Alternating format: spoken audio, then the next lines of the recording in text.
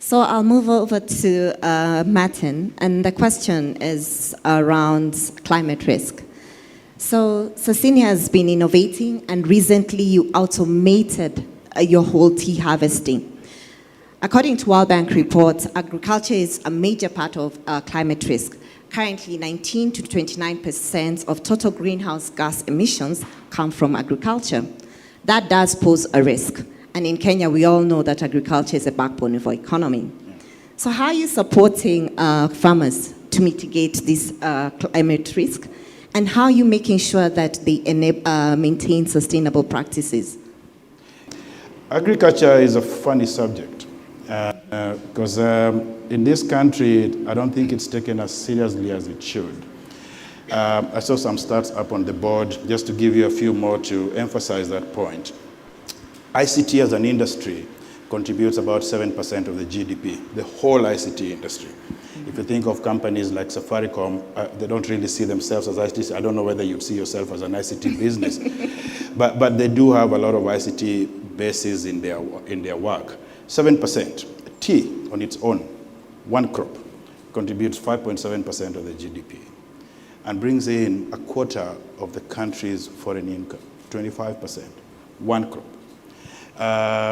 We saw that we employ about 40% of the general population of the country and 70% of the rural population. And so as much as we know that ICT is the future of our country and our economy, and that's where we are going, and we can't deny that, today, and we think for the foreseeable future, agriculture will remain the backbone of this economy. But what that does mean when it comes to, for us, we are the biggest agricultural business in the region, not just in the country.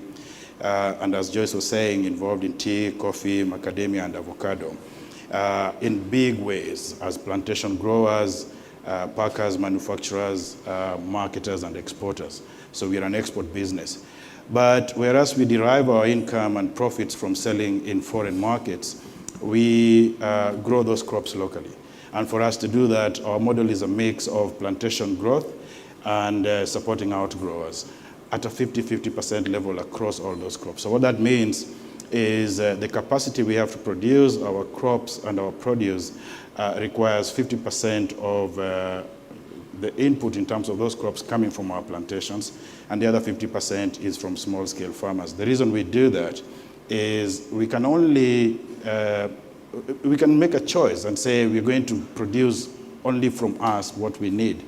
But what's the need of that? If you have communities around you that can grow tea, coffee, avocado, and macadamia, that can benefit from the work that we do as well.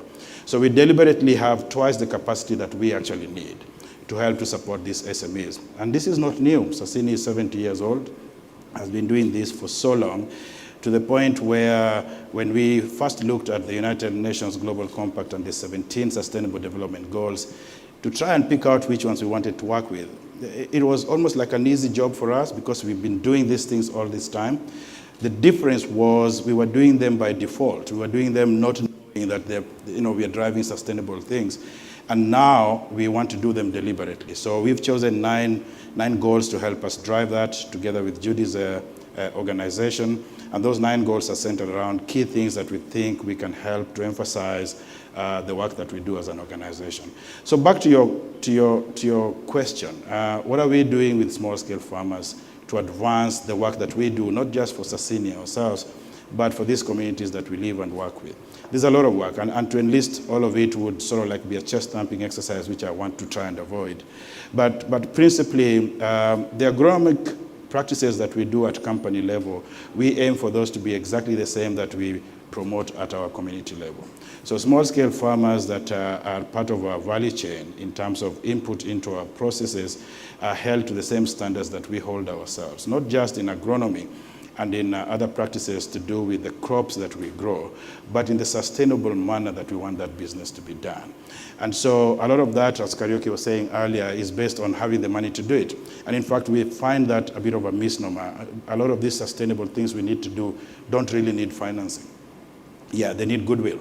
They need steady leadership. They need a strong commitment to those goals.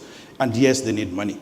And we are very grateful to see banks like Stanchart, funding some of these initiatives. But we, being an organization that is the biggest in our industry, that generates cash from land, remember what we do. We use the gift of land to grow crops, to convert into produce for consumers. If we don't take care of that land, we have no future in our business. And so because of that generation of cash that we get, we are very supportive to our farmers with regards to those that need cash to drive these initiatives. But more importantly, we hold them at the same standards that we operate our company with. Things like you talk about, and I'll just restrict myself to that one example. 3 years ago, and I'll use our tea business as the only example here, 100% of our tea was being picked by hand, using hand pluckers. And that's an old way of picking tea that is global. It ensures you get good quality of green leaf to process into black tea. But it's an old skill. It's actually an obsolete skill. It's very inefficient, it's extremely expensive, it's a rudimentary skill, to be honest, and so it falls behind global standards by about 30 years. And so we made a call 3 years ago to move our whole plucking to mechanization. And in those 3 years, unfortunately, through COVID, which made it a bit more difficult, we moved from 0 mechanization to 100% mechanization. I think we are the only tea growing plantation that does not use hand pluckers anymore. Why is that important? On the one hand, there is the impact of what human life impacts onto crop. But there's also the counter impact of mechanization onto the environment. And how do you ensure that you're mechanizing without damaging the environment?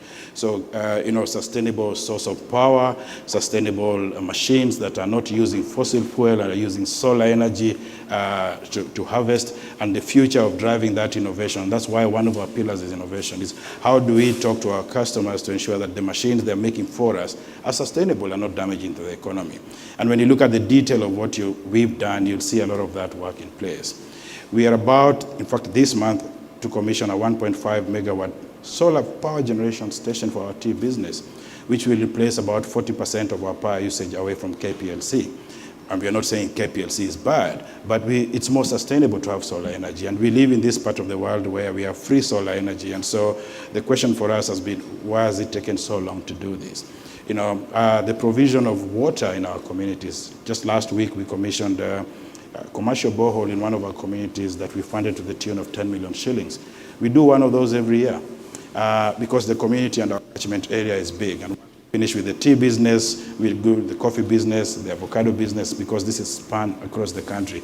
And so there's a lot of work that is going into that. And the center of that work is our small-scale farmer, which we classify as SMEs. We can't do the corporate work without having these SMEs go that way with us.